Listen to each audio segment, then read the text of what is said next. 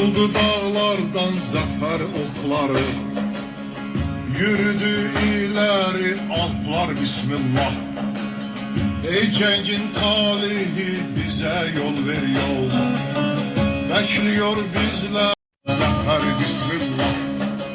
Ey cengin talihi bize yol ver yol, bekliyor bizleri zafer bismillah.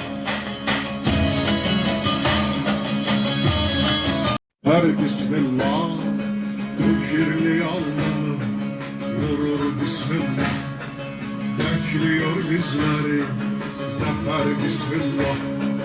O kirli alnını vurur bismillah. Ruhu güler bismillah. Bekliyor bizleri zafer bismillah.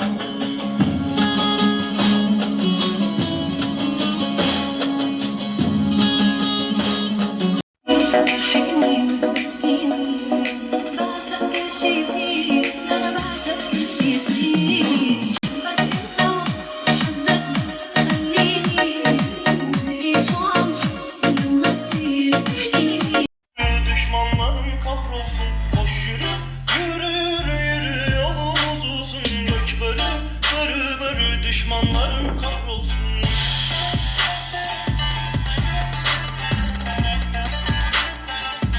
Bizleri zafer bismillah. Ey cengin talihi bize yol ver yol, bekliyor bizleri zafer bismillah. Dağlardan zafer okları, yürüdü ileri alplar bismillah. Ey cengin talihi bize yol ver yol, bekliyor bizleri. अस्सलाम वालेकुम friends, welcome to channel friends. वनोज मैग्नेट, अपने channel को like कर लें, सब्सक्राइब कर लें, शेयर कर लें। ये एक प्लेयर है पाइनियर का, 80pr है, जो कि पाइनियर का बहुत ज़्यादा हाई एंड प्लेयर है। ये बॉक्स पैक भी यूज़ भी मिल जाएगा आपको, अरेंज करवा सकते हैं, ठीक है। और ये 3 RC में होता है, 5 वोल्ट RC में होता है। इसके अंदर पोजीशन की भी आपको सेटिंग आप कर सकते हो।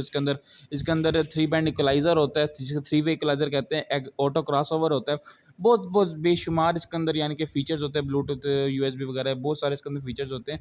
काफ़ी हाई एंड प्लेयर है, जो कि पाइनियर सिर्फ़ और सिर्फ जो कि हाई एंड लेवल पे यूज़ किया जाता है, प्रोफेशनल लेवल पे। एक शॉर्ट सा रिव्यू था। बाकी अपने चैनल को लाइक कर लें, सब्सक्राइब कर लें, शेयर कर लें। अस्सलाम वालेकुम, अल्लाह हाफ़िज़।